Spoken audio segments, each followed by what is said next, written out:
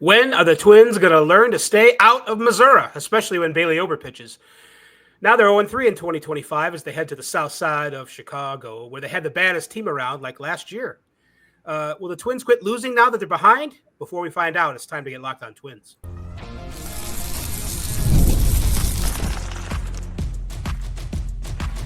You are Locked On Twins, your daily Minnesota Twins podcast. Part of the Locked On Podcast Network, your team every day. Every day. Hello again, everybody, and welcome back to Locked On Twins, your daily go-to source for the top Minnesota Twins insight, discourse, and analysis. Personally, it's my favorite show of the Imperial Locked On Podcast Network, which, by the way, brings you your team every day. Don't forget to hit like and subscribe, and then describe it where applicable. I'm Dave Brown, an MLB writer since the White Sox had a manager who would forget which side of the argument he was on with umpires. I'm also a BBWA member and a Hall of Fame voter. Across the Great Plains of cyberspace is Brandon Warren, who never starts 0-3, but he might finish it that way if that's how you're going to be about it. Brandon was a Twins fan who became a Twins writer, and now he's both for now. On the podcast today, the Yankees might have torpedo bats, but the Twins, they're just torpedoing their own season. It's not that bad, but it's getting there. We'll rubberneck at the opening weekend series at Busch Stadium, which went about as poorly as it could have. They're 0-3 for the first time in 9 years. Bailey Ober spent the day barfing all over the place. Just awful. And that was just Sunday against the Cardinals. He also got sick a couple days before he took the mound for his first start of 2025, puking literally, not figuratively, needing an IV, the whole deal. He had little in terms of energy when it came to pitching. Was it because he knew he was pitching to Missouri and therefore doomed? But never fear, because the sheriff is near. Chris Paddock, who just had the best spring training finish he can remember, takes the mound against the White Sox in Chicago today. The Twins went 12-1 against the Sox in 2024. Hey, who didn't? But there's a reason to think it won't be as easy for the Twins this time around. And there are other nuggets happening, like Emmanuel Rodriguez hurting one of his thumbs again. How many thumbs does he have? But before we get into all the dirty details that you need to know this first. Today's episode is brought to you by FanDuel. Right now, new customers are getting $200 in bonus bets when their first $5 bet wins. So get on the FanDuel app right now and start FanDueling. Brandon, the Twins are 0-3. As I like to recall it in my own head, just like the 83 White Sox. The 83 White Sox started 0-3. You know what happened in 83? The White Sox won 99 games. 9-9. And then they didn't do so well in the playoffs. But if the Twins won 99 games, you take it, right? Right? That wasn't the year they wore shorts, was it? Oh, that was the 70s. Oh, I thought that was in the early 80s. No, of course. And, I actually, and you and I both have done this now, look back at 0-3 starts. And it hasn't always made the Twins a guarantee to finish poorly. And who knows how predictive any of this stuff is. It's only happened 6 times since the Twins moved to Minneapolis. Actually, to Minnesota. They were in Bloomington before. Where they've started 0-3. And so it's a pretty limited sample size. Obviously, the 2016 team started 0-9 and lost 103 games. And the payoff there was drafting Royce Lewis first overall. So I don't think the Twins are really headed down payoff, that path. Well, payoff? Yeah, I don't know. But the 69 team won the pennant that year. So, I mean, there's a wide range of outcomes. And we have to keep in mind, this has been just 3 games. And if they lost 3 games in the middle of May or the middle of August, maybe the Twins fans aren't the best example of they wouldn't lose their minds over 3 losses in the middle of the season. Although that study we did said it's 6 before they really lose it. I don't know. Perspective. If the Twins take 2 of 3 from the, as Patrick Royce calls them, the mighty Whiteys, they're already back in a couple games under 500 and moving in the right direction. Right. Patrick Royce's funny. Yeah. As long as he's not being unintentionally racist. Yeah, we always need to point that out. No matter what Patrick Royce says, we have to, if he's not really being unintentionally racist, we have to remind people. So I told my wife that story and she's like, "Are you kidding me?" He's getting up there. So yeah. One minor correction: the Twins did not win the pennant in '69. Nice, because there were playoffs. They won the old AL West. The Twins were in the AL West, which kind of people can identify with because of the T-Wolves, and maybe the Wild. Are they in the NHL West? But Western Conference, whatever that means. But there you go. That's that's right. So yeah, Bailey in my Ober, defense, they lost the championship series that year. It's the first year of it. So good To the call, good Orioles. catch. They did not win the Yeah. pennant. They won the AL West flag, you could say. no, they had been in the World Series recently in the relative sphere of time, 65 against the Dodgers. But running into the Orioles then was no shame. no, you didn't Really? you didn't want to do that. So Bailey Ober. Now, before we go any further with this Missouri stuff, he pitched one of the best games that any Twins pitcher pitched last year in Missouri. It was at Kansas City. See, first of all, this anti-Missouri thing, most of it's until yesterday was the Royals in Kauffman Stadium, because his previous start at Busch was not long or anything. It was 4 innings. He gave up 1 run. It was when he was a rookie, I think, 2021. That was how they handled him back then too.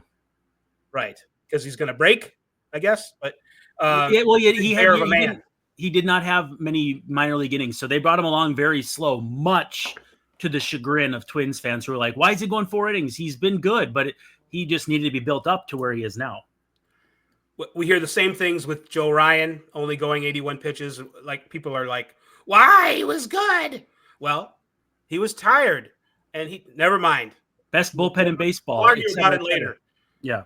But he pitched great against that actually was the moment of truth game last year. That's when I think the Twins lost the whole thing, because he had pitched 7 shutout innings against the Royals, had only thrown, I want to say, 81 pitches. I don't know why that was, something like that, 83 maybe. And Rocco pulled him and didn't second guess himself after the game. But Jax came in the 9th inning or in the 8th inning and gave up 4 runs, I believe. So that was really the beginning or the middle or the end of the end for the Twins in 2024. So it was a bad night, but Ober pitched well in Missouri. Gave up 1 hit over 7 innings. And he had pitched, there's been some other start against the Royals where he was good. It's not every time. There is no curse. Now, people want to feel about Missouri how they're gonna, but it was though a lot like the opening day start last year when he gave up, I think, the same amount of runs. 1 year shy of the 1 year anniversary too. Right. So, or actually, it was 1 year before, 1 year ahead of it. Yes. So 1 year and 1 day shy. Yes. Yep. Yeah, you were onto it. Yeah. Okay. So he started out throwing 92, something like that in the first inning, which was hotter than he was in spring training. I thought maybe this was a carryover from that, where his velocity wasn't good. He said because of mechanical issues, but it turns out he'd been puking Friday all day. I don't know. He must have eaten a pizza with Provel cheese. That would do it to me. Mm-hmm. And they're famous for him in St. Louis. Needed an IV on Saturday. Said he felt fine on Sunday, but as Ryan Jeffers would say later, he didn't have a lot of reserves and energy. And after the first inning where the Cardinals made him work hard, I've got to tip my cap to the Cardinals, because I thought they would be not very good this year. And it's only 3 games, but they played really good defense. They had really good approaches at the plate. It looks like they're ready to go. They're third in baseball after this series in pitches per plate appearance. So they did make Twins pitchers work. Yes. And that's it worked, because in the second inning and thereafter, Ober didn't have anything. He complained about not getting a few calls in the first inning, and that's why he had to throw 27, 28 pitches, and it was just kind of downhill from there. So it was a frustrating day. There were lots of little things contributing to this. We got to give some credit to the Cardinals too. Tip your cap to the opponent sometimes. But the game was more or less over at that point. I would, some people have questioned, some people who are not insane on the internet questioned whether they should have kept him out there for as long as they did. Some people questioned, should they have started him in the first place if he had been sick? I don't think that's a bad question. I don't know if the answer is yes or no, but it's not a bad question. I think it's a good question if asked in good faith. But yes. There's the contingent of, well, why didn't Randy start then? Oh yeah, I'm sure everyone would have been like, Randy Dobnak starting today, and not being inflammatory about that. And if they took Ober out early, not being inflammatory about that. Like, at the end of the day, you just have to realize that baseball has a lot of decisions that are made where both sides could be equally wrong. You know, if you start Randy Dobnak and he goes all Yankee Stadium Uber driver on it, you know, then all of a sudden it looks like, well, why couldn't you try a diminished Bailey Ober? Okay. Why didn't Byron Buxton play hurt? Okay. Why didn't Carlos Correa play hurt? Okay. Well, if you're going to argue against negative results, no matter when they happen, you're dismissing the spirit of baseball. And so that's what has got me so frustrated is why didn't Randy Dobnak start, or why did he get DFA'd? Like, there's just so many things. Let's not eat into our second segment, Brandon. Well, all I'm asking people is to simply learn ball. Is that too much to ask? It's not, but you have to do it during this commercial break. Okay, well, I'll make sure this goes as long as possible then. All right, well, you're all learning ball. I'm going to be talking about March Madness because FanDuel wants to help you with the Final Four and getting in on the action. Dave Brown, can you believe it's all 1 seeds? Chalk. Is it really? I used to follow the NCAA tournament very closely, and I should because of our sponsor. But no kidding. It's rock and it's chalk, but I don't believe there's any Jayhawks. And if you want to get in, on the action, right now, new customers are getting $200 in bonus bets when your first $5 bet hits. That's $200 extra bucks to use on everything from buzzer beaters to Cinderella stories, although I don't know if there's such a thing anymore when it's all for number ones. But you could also still get some action on who's going to cut down the nets. My Auburn team is still in there. My brackets are absolutely shot, but I have a chance of at least picking a winner, which would be nice. I haven't been doing too good with that so far this year with the Twins, but even if your team's out, you can stay in on the action, and the app could not be easier to use. When you win, you get paid right away. No waiting around. So visit FanDuel.com and get in on the college hoops action all tournament long. Not much left. We've got about a week. So get in on that action before it's done. It's FanDuel. It's FanDuel.com. So, Brandon, we were talking about Randy Dobnak before, and I think the Twins are about to or have, I don't know if they have at this hour, DFA'd, designated for assignment. Yeah. Now the whole, there's a lot of information in the whole Randy Dobnak story. So if you've only kind of been paying half attention, it might not make sense. It certainly is a little cruel on a certain level, although he does have a nice salary to fall back on, so he's fine. Yeah. But so they used him for 5 innings, which means they're not going to be able to use him for like 4 days at least to pitch again. So they want to have a fresh arm in the bullpen. I think when they brought Dobnak on, part of the whole plan was, maybe you can go a couple innings and then save the bullpen, or 3. But he pitched so much because Ober wasn't able to, that they're not going to have him for a few days. So I think the whole DFAing Randy Dobnak right after his first appearance is not exactly how they had in mind doing this in the first place. But it's complicated because the pitchers that they have in the sphere of things to bring up would then be subject on the back end to being lost on waivers, Misevich or Blewett, because they would then have to be taken off the 40-man roster once somebody else was back. So am I right about that? And Dobnak had an option. So to that end, it indicates to me that it probably won't be Cody Funderburk who's on the 40, because otherwise there was really no reason to DFA Dobnak as opposed to just optioning him. Now, with that said, we've been talking all spring about Blewett and Misevich. I literally, I'm never going to. I just said it. That does not. Misevich. Mintkevich, but without the mint. There you go. There's your clue. Misevich. Anyway, I wonder if it won't be a guy with, a little more stretched out, Inwa or Quinoa or, someone of that. Hungry. Well, someone of that ilk, someone who's going to give them a little more length, but isn't on the 40. Because again, if it was someone on the 40, they wouldn't have had to DFA Dobnak. Now, with that said, maybe they felt like now is the time. He's most likely going to sneak through, and you can do that move. I don't think they're concerned about if he will or won't sneak through. If someone claims him and takes a prorated $3 million for whatever's left, it's not going to happen. They know it isn't going to happen. Right, 176 days left in the season, the Twins would actually probably be okay with that. Like, I mean, it wouldn't be great, but it would, whatever. You wouldn't care that much.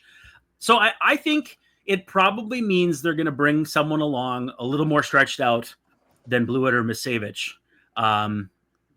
But yeah, that's and somebody who that they're not that concerned about losing. That's why I think it's when Brock Stewart is ready to come back. Inwa or they have a few other guys. There's a guy named Bischoff down there.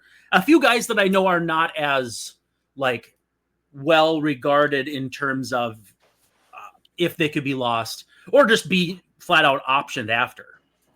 They need a guy who they can put out there and be like, whatever, for 3 innings. Well, what's nice is another game like this. The Saints haven't played in a few days because of weather, so everyone should be available regardless of their role on the team. I mean, outside of Festa starting on opening day, and I mean, if you really wanted to bring him along now, it's been long enough you could bring him up, but they're not going to. I'm just saying there's really no limitation as to who it will be other than, like always, it's got to be someone healthy. But other than that, well, yeah, knock on wood for that. But I'm just kind of looking over it, and I mean, they could go off the radar with someone, Ryan Jensen. Corey Lewis isn't on the 40. They could add him if they think it's time for him to get a look. Which, let's see, he's 24, so he's not a youngster really anymore. I don't know. I just think it's going to be someone off the radar who isn't on the 40, McCocken, something like that. Where watch your mouth. Yeah, right. I think one thing we need to know is, and I'm not sure about this, I looked for, is Jorge Alcala okay? He was hit in the back of the shoulder on opening. Was that opening day? It's all a blur now. Whatever his previous appearance was, right? And in the Cardinals series, yes, and he kind of reacted. His velocity was fine, but his command was off. That could have just been Jorge Alcala, but bug not feature. I didn't see where like they had an update on him. If he's ready to go, that's okay. If he's like iffy, now that's 2 spots where right that kind of thing. Maybe then you do go and get Blewett, who we think can get people out in the major leagues. So rather than just getting anybody to go length. So then you probably bring along Blewett and then Funderburk, because you don't want to open. You can't open 2 40 spots, but you can open 1, or you have opened 1. So yeah. I tell you, I feel like opening a 40 after the first 3 games of this series now. It's true, yeah.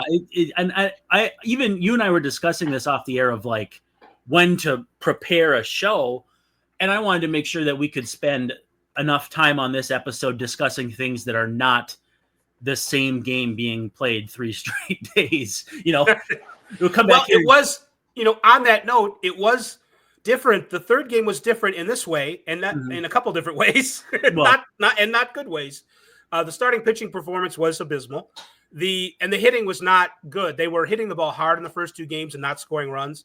This third game, they were not hitting the ball hard. They were swinging a pool noodle. It was so bad. It was just, it was one of those things where it didn't look like they were trying, and of course they're trying. Yeah, probably too hard. But it didn't look good because, I mean, if I see Carlos Correa beat another ground ball into the ground, where else would it go? I'm not going to be happy. Yeah, but right. And he's not, and Correa, he didn't have a good spring. I didn't care because it was spring training. He is hitting the ball pretty hard. I think he's got 91 miles an hour of exit velocity. 91.6. But it seems like everything has a launch angle of like right here. So a launch angle of no. Yeah. Like, are we digging to China? Kind of a launch angle. Maybe that. Death to all. What was Franklin Gutierrez? Death to all flying things? What's the opposite of that? Death to all ground things? Wormy things. The worm burner? Yeah, really. Okay, a couple things. What is going well? Let's talk about that. Larnach swinging the ball pretty well. Wallner swinging the ball. Swinging the bat pretty well. Wallner, too. Buxton, okay. He's had some good luck, and he's hit a couple balls hard. Yep. Jeffers Miranda, not seeing it yet, but it's only a couple games. Julian has been sick like Ober. Willie Castro is the team MVP. If it's not Dobnak, he's been terrific. He looks like an all-star already. Hopefully they're not going to burn him out again. Bader didn't do much in the last game, but obviously that first game he kept him in it and gave him a chance to win. Well, and a couple things he did too. He played that Jordan Walker drive off the sidewall and held. You were at that game. I mean, that was. You go ahead. You saw it.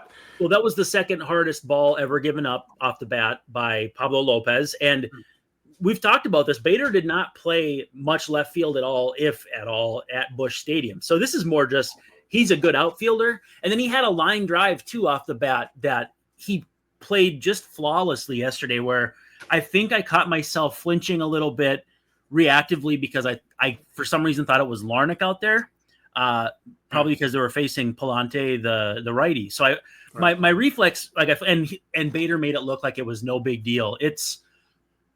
So far he's been as advertised in terms of what you would hope for him to provide defensively, and then probably a little bit more on offense. The only thing I worry about is an overexposure against right-handed pitching, and he doesn't do well, where you have better options. And I think that's only going to happen until someone gets healthy. Knock on wood, anyone. And that way third base fills up, and then Miranda moves to, maybe DH, and then Larnach is moving into the outfield a little more. I do think that's what I believe will happen.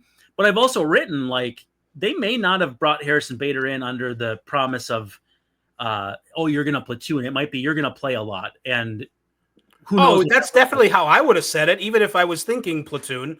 You can't attract a free agent that way. Oh, yeah, we're going to bring you in. You're going to be the weak side of a platoon. But I mean, if they sold it to him, you're going to play 135 games. They'd be far from the first team to ever break a promise or make a promise they couldn't keep. Well, and the good thing about that is you actually can keep that promise because of how if you say games and not starts, because of how Rocco tends to use the bench. Now, he hasn't been, a lot of that was necessity last year, but still, when things are going right, when they have all their players, he can still do that, where Bader will play the second half of the game and you have him on defense with a lead. Or you can get Buxton off his feet in an 8-1 game, and that is another game played by Bader that he didn't start, or get used as anything other than shift change at the mine. I do. One more thing about Correa. I do notice that he's not running very hard. And I know this has to do with keeping an eye on potential plantar fasciitis. He he was asked a couple days ago, point blank, how do you feel? What's the state of your heels? Are you on your heels? And he said he's fine. So I assume that it is not a reaction to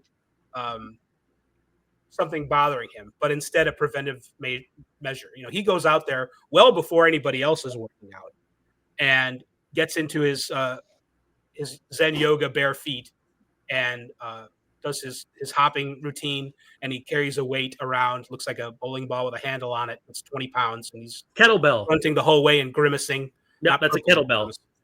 It's a kettlebell. Yeah. Actually, my wife pointed that out. Nice. It's, but he beats a ground ball to short, and you just sort of hope that the play is made without some kind of issue where, well, if he had run hard, maybe he would have beaten it out. Otherwise, it looks like he's not running hard. This is one of those things. Well, how do you bring that up delicately to a guy? But I just, it's something to keep an eye on as he's doing. He's doing everything he can to stay healthy, but they need him to maybe get a little elevation on the ball so we don't have to worry about hustling to first base on a no question. Yeah, that's a really bad juxtaposition. You can't run and all you hit is grounders. So there's a reason why that profile doesn't exist on FanGraphs more than probably a few plate appearances. So now it's all in Chris Paddock again. I talked to Chris Paddock. My dog is being bad right now, looking for attention. I know who isn't in this world. Right. But Moose, put that down. See, if you hadn't said your dog, I thought you were talking to me about my coffee here because I'm a pretty big guy too. That coffee's for closers only, and Duran has no command right now. Right. So it's all up to Chris Paddock, I guess. Now, Chris Paddock is throwing 97, or at least reaching it at the end of spring training. It's the best he's ever seen him look, according to Rocco, and maybe that includes his really good rookie season. I thought you were going to say it's the best he's ever seen him look, according to himself. Well, actually, he said this is the best I've ever felt. He's like, maybe it's bold of me, and I'm like, what is he going to say? But he's like, this is the best I've ever felt these last 3 games in spring training. So, and this was after the workout, I think. Yep. So he's excited about, I have ace qualities. He said, I've got ace potential, not to be an ace, but I can do things that aces do. He's looking to be not only passable, a 4th starter or a 5th starter, but to be great. Now, the Twins don't need him to be an ace or even a 4th starter for an entire season. Right now, they just need 1 well-pitched game. They need him to go 5, just no less than that, maybe 6, and keep the White Sox, we're talking about the White Sox, in check. So it's all in Chris Paddock's hands now. It's up to him, the sheriff. So he said ace pitcher, not A's pitcher. Like I don't mean to. Actually, you can't really make fun of the A's anymore. They're built better than they have been in the past. Luis Severino's not bad. Well, I'll be eager to. I wonder how it has to be for the team to play all these games and you haven't had your season debut yet, and so you go to opening day knowing you won't be working for a few days and that sort of thing. I wonder how that is for a pitcher to have to kind of deal with that. But I'm eager to see what he's capable of. And this White Sox lineup, I've been working on broadcast stuff. You are not going to know many names on this White Sox lineup as a Twins fan if you watched every single game between the teams last year. It's still going to be guys like Nick Maton and Brooks Baldwin. There's going to be guys that will take you by surprise. This is where the Twins need to get right and show that they are, they're maybe not where they need to be, but they're good enough to at least take care of business against the teams in the division they should beat. Coming into the season, the strength of the White Sox, and I use that word in its most elastic form, was their mediocre starting pitching. That it wasn't high floor, low ceiling, at least to start the season. And so far, I don't think their starting pitchers have given up any runs, or it's something like that.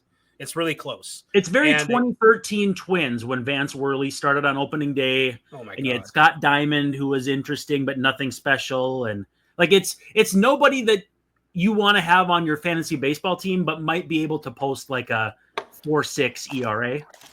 The Southsiders, they killed the Angels on opening day. Literally, they killed Angels as well, lowercase. It was that bad. They made Nicky Lopez pitch, and he's not a pitcher. So Ron Washington, he's not on the White Sox. It was incredibly hard for Ron Washington to resist, and he put Nicky Lopez in to finish that game. Hey, Wash, it's not that hard to use a position player to pitch, is it? Tell him, Wash. It's actually it's not. I'm going to do it.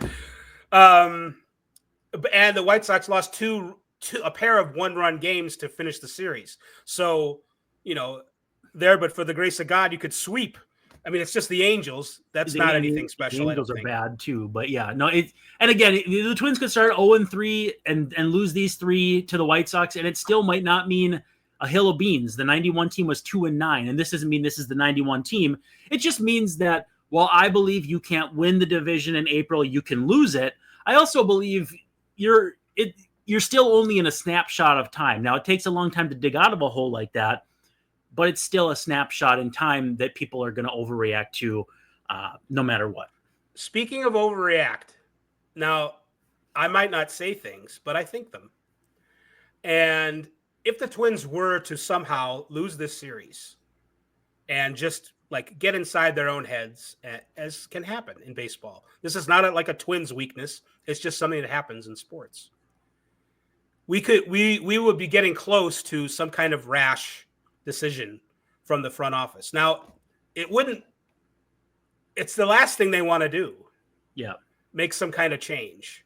They changed hitting coaches already. That's enough of a pain in the butt.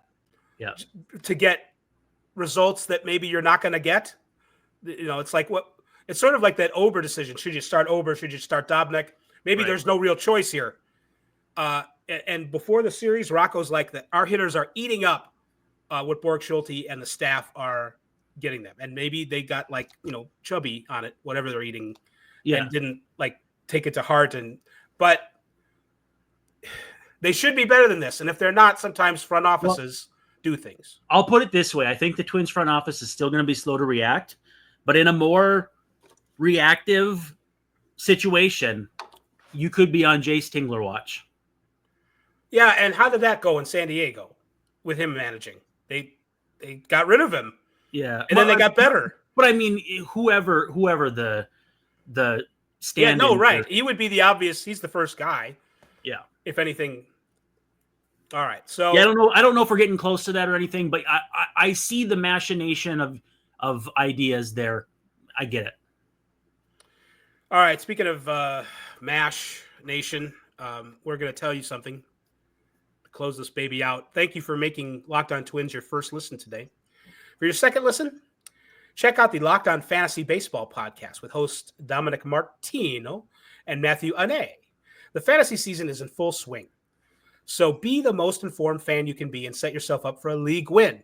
What are you waiting for? Find Locked On Twins and Locked On Fantasy Baseball on YouTube or wherever you listen to podcasts.